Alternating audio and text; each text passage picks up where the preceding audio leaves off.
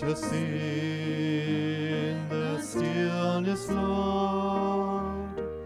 Be the air we breathe. Meet us in the stillness, Lord. Free us to receive. Meet us in the stillness, Lord. Be the air we breathe. Meet us in the stillness, Lord. Free us to receive.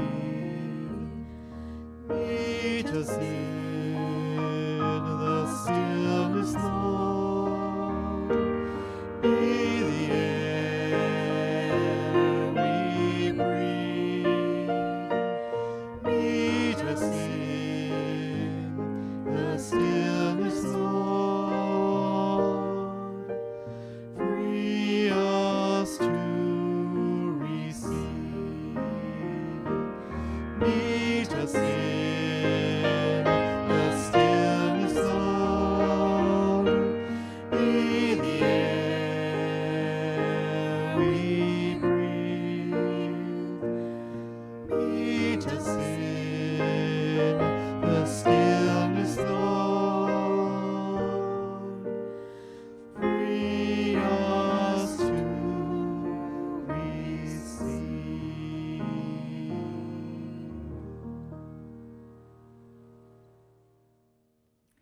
Hello and welcome to this time of reflection for the week of September 2nd to the 8th. This time of reflection is really meant for those of you who, for whatever reason, are not able to gather with us in person. This week, those who are able will be gathering at Kate's Park, Weyowichan here in North Vancouver. And then that's weather permitting, of course. And then in the weeks following, we will be gathering once again in the sanctuary of the church. We will be recording those services from the sanctuary in the weeks to come, but we're aware that it's going to take us a couple of weeks to kind of get through any technical glitches that we might have and to figure out how long it's going to take for us to get that recorded service ready to send out to you so that we can get into a regular pattern of when the services will be posted and available. They won't be available on Sunday morning, sadly. We will not be live streaming the service, so we won't be doing anything, producing anything in real time. There are churches that are doing that. A number of churches, Highlands United Church will be continuing to do that, and St. Andrew's Wesley will be doing that in the weeks to come. And so if having a Sunday morning worshiping experience is important for you, then you might want to tune into one of those churches, and all the information for that is available in the e-news. I want to acknowledge that I am here on the traditional and unceded territory of the Coast Salish people, the Squamish, the Musqueam, and the Tsleil-Waututh nations, and I'm very, very grateful to the people who across the centuries have stewarded this good and beautiful land. And I am hopeful that we will be gathered on the shores of the Burrard Inlet, Indian Arm, at Weyowichan Park on this beautiful traditional and unceded territory on Sunday. And the reflection that I have for you today is connected to being out in nature. And so you might even want to take this recording, if you have it on your phone, outside with you, or to situate yourself in such a way that you can look out the window, or even if you have some plants in your house, to gather them around you so that you have a sense of being in the created world. And I invite you to light a candle, if you have one in your home with you, as I light the Christ candle here in the church, in my office where I'm situated right now. Once there was someone who said such wonderful things and did such amazing things that people followed him. They wanted to know who he was And once, when they asked him who he was, he said, "I am the light of the world."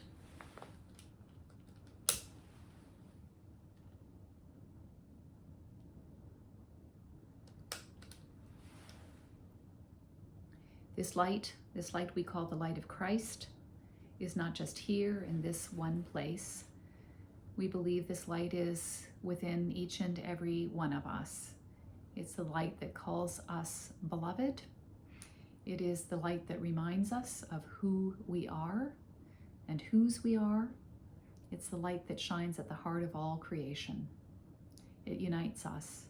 It makes us one, even when we are not physically together. On Sunday, when those of us who are able gather together, I'm going to share a creation psalm, Psalm 24.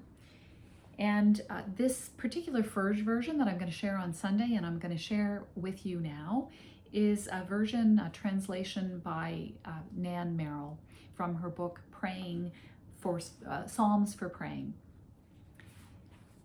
And I invite you, as I read this passage, this psalm, to listen for a word or a phrase that shimmers or resonates for you on this day. The earth is yours, O giver of life, in all its fullness and glory, the world and all those who dwell therein. For you have founded it upon the seas and established it upon the rivers. Who shall ascend your hill, O gracious one, and who shall stand in your holy place? All who have clean hands and pure hearts, who do not lift up their souls to what is false, nor make vows deceitfully. All these will be blessed by the heart of love and renewed through forgiveness. Such is the promise to those who seek love's face. Lift up your heads, O gates, and be lifted up, O ancient doors, that the compassionate one may come in. Who is the compassionate one? The beloved, strong and steadfast, the beloved, firm and sure. Lift up your heads, O gates, and be lifted up, O ancient doors, that the compassionate one may come in. Who is the compassionate one? The beloved, heart of your heart, life of your life. This is the compassionate one.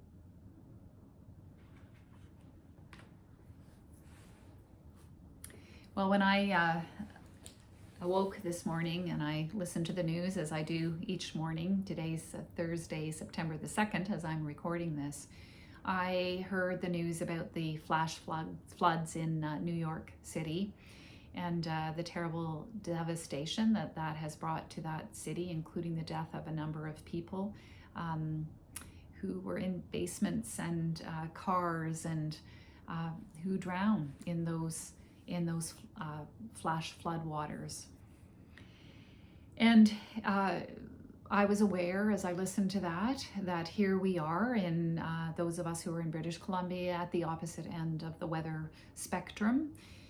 Fires are still burning. I still have friends in the Okanagan who are on evacuation alert in their homes. At least they were a couple of days ago.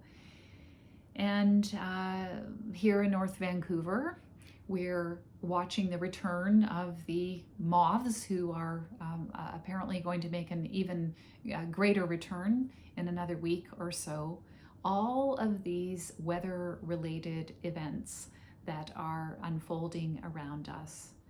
And of course, in the midst of it all, we're still in a pandemic and there is still violence and unrest in various parts of the world. And so I felt as I was listening to the news about New York City today that it was yet again my daily lesson in not being in control. How many days in a row, how many months in a row, how many years in a row is it going to take for us to really appropriate quite deeply this lesson? We're not in control.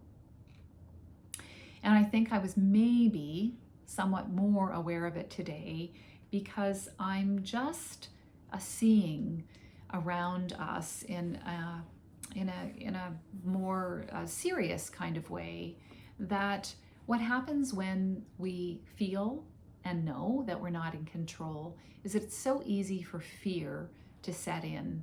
And when fear sets in, when frustration sets in, it's not long before division sets in, because we try and control things, or we try and control people in order to not feel so fearful or to not feel so out of control, right? What can we control? And I'm just aware in these days that we don't really want to be controlled either. And so some folks feeling like they're being controlled, that's kind of sparking divisions as well. So here we are, yet again, our daily lesson in not being out of control. In not being in control. We are out of control and not being in control. And the word or the phrase that then spoke to me for some reason in Nan Merrill's psalm, in Psalm 24, were these words in her translation of them. Be lifted up, O ancient doors, that the compassionate one may come in. So I don't know whether I'm feeling kind of ancient these days, or maybe it's just feeling like this sense of being out of control has been going on for a long, long time. But there was something about that said to me, maybe I need to open up the ancient door of my heart, that the compassionate one might come in, that I might experience some compassion, that we might experience compassion in the midst of the reality of the situation in which we find ourselves in these days. Divine compassion. The Latin root for the word compassion has to do with suffering, co-suffering. So if we think about the compassionate one being an expression or a name for God, for the divine, then there's a sense in this psalm that the divine suffers with us. We feel for one another when we are co-suffering. And some would say that co-suffering or compassion is a precursor to empathy, to feeling as another.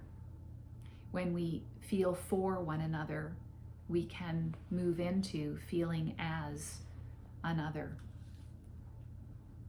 On Sunday, I'm going to invite the gathered community to access compassion, to access divine compassion through nature. Some of you may know about Opa.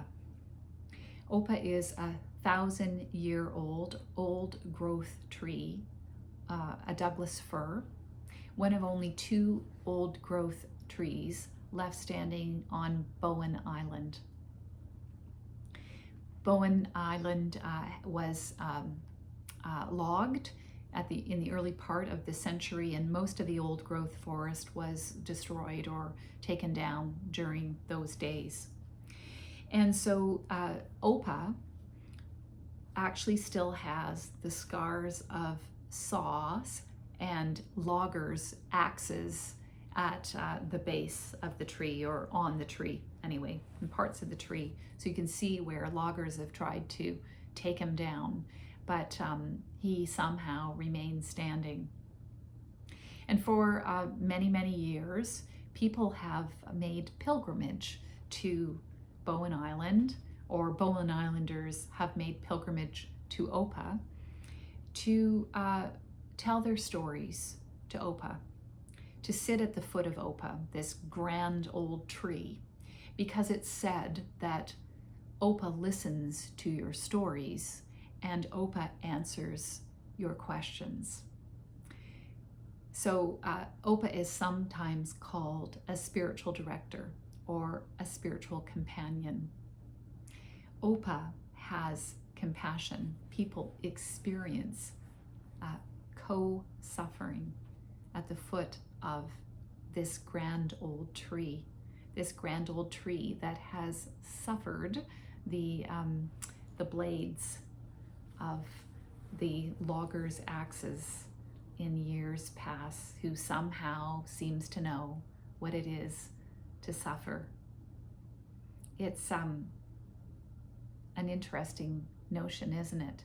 To think that nature suffers with us, might have compassion for us. And we can certainly have compassion for the natural world, but we don't think about it so much that the natural world might have compassion for us. But I wonder if this isn't a way that we access divine compassion. One way, a way that we can access divine compassion, by being in relationship with the natural world, by being in relationship maybe with a tree or with a plant. So I want to invite you to take a moment now, and you might even pause this recording and take yourself outside and go find yourself a tree to stand beside or sit under or embrace. Or if you're not able to get outside, you might look outside your window. Or if you're not too mobile, you might seek out a houseplant or gather your houseplants around you. Find a way to connect with a tree or a plant. And the invitation I want to extend to you is to ask that plant or tree a question, to be in conversation with it. And the question I'm going to invite you to ask is this, and I just want to say that, you know, you can have whatever conversation you want with whatever tree or plant you find. And ask what you want, hear what you want, or hear what's wanting to be heard or wanting to be said. The question I'm going to suggest is this, that you would say to that tree or to that plant, what do you need from me? What do you need from me? Listen for the answer. And then I want to invite you to turn the question around and to say to the tree or the plant, what do you need from me? Somehow, in doing that, I wonder if we might discover some compassion for ourselves. We might discover that somehow what we need from one another as we talk in an interspecies way across species, we might find more deeply what we need from one another as human beings.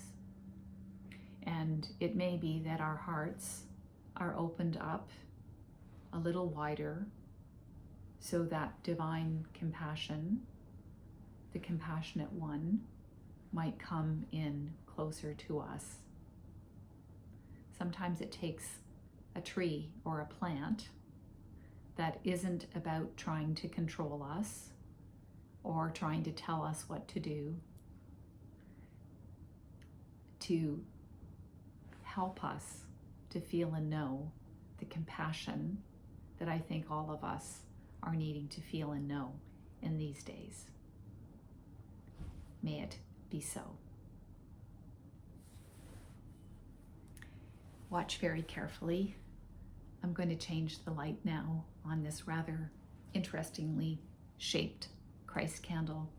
There's something about the shape of this Christ candle that's a bit distorted and warped that makes me think, oh, isn't this how we all are in these days? A little bit bent out of shape. And yet at the heart of our bent out of shape lives, there is a light. And so I'm going to change this light now. Watch very carefully.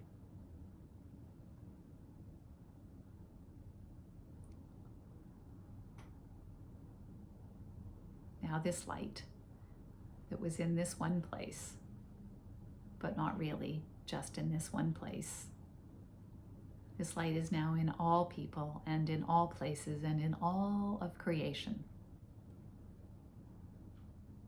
May this light be our strength. May this light be our compassion. May this light be our guide. And may this light animate our living so that we might be compassion, the face of compassion unto one another. Amen.